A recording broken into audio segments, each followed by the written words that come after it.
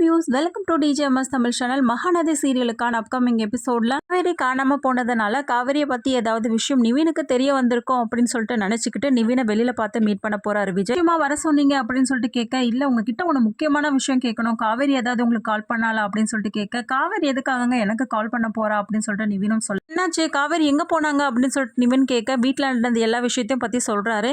உங்களுக்கு நல்ல விஷயம் தானங்க பண்ணிருக்கா, எதுக்காக காவேரியை திட்டினீங்க அப்படின்னு சொல்லிட்டு நிவின் கேட்கல. எனக்கு புரியுதுங்க, இப்ப ஏதாவது உங்களுக்கு ஐடியா இருக்கா, காவேரி எங்க தான் போயிருப்பா அப்படின்னு சொல்லிட்டு கேக்குறாங்க. காவேரி ஏங்க இவ்வளவு கஷ்டப்படுத்துறீங்க, அவங்க எல்லாருக்காகவும் நல்லது மட்டும் தான் யோசிக்கிற ஆளு தெரியுமா உங்களுக்கு, ஏன் இப்படி எல்லாம் பண்றீங்க அப்படின்னு சொல்லிட்டு நிவின் கேக்குறாரு. பொறுத்தவரை பாத்தீங்கன்னா ரொம்ப தைரியமான பொண்ணு, அவங்க வீட்டை விட்டு கிளம்புற ஆளே கிடையாது அப்படின்னு சொல்லிட்டு நிவின் வந்து பேசுறாரு. ஏதாவது ஐடியா இருக்கா, காவேரி எங்க போயிருப்பா அப்படின்னு சொல்லிட்டு கேட்க, எனக்கு தெரிஞ்சு ஒரே ஒரு ஃப்ரெண்டு வீடு தான் இங்க சென்னையில இருக்கு அப்படின்னு சொன்னதுக்கு அப்புறமா அந்த ஃப்ரெண்டு வீட்டுக்கு போய் பார்க்க போறாரு.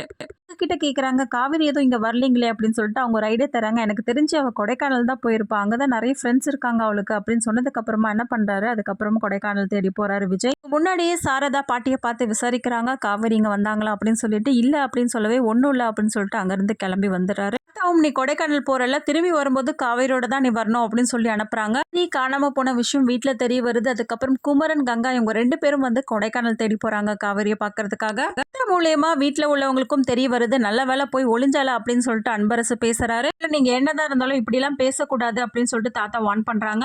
பக்கம் இந்த சந்தோஷமான விஷயத்த சம்மந்தி வீட்டுல சொல்லி ஆகணுமே அப்படின்னு சொல்லிட்டு பசுபதியை பார்த்து சொல்றாங்க. அன்பரசும் அஜய் 2 பேரும் கொடைக்கானல் போன காவேரி தன்னோட வீட்டுக்கிட்ட போயிட்டு தன்னோட அப்பா போட்டோ பார்த்து அழ ஆரம்பிக்கிறாங்க.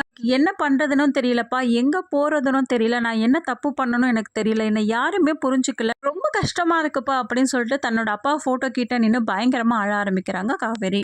பக்கம் பசுபதி தன்னோட பொண்ணோட வாழ்க்கையை கெடுத்தவளை சும்மாவே விடக்கூடாது அப்படின்னு சொல்லிட்டு காவேரியை திரும்பவும் தாக்குறாரு. இந்த சமயத்துல விஜய் காவேரியை வந்து பசுபதி கிட்ட இருந்து காப்பாத்துறாரு. காவேரியை பார்த்த விஜய் ரொம்பவே ஃபீல் பண்றது மட்டும் இல்லாம காவேரியை பார்த்து மன்னிப்பும் கேட்கிறாரு.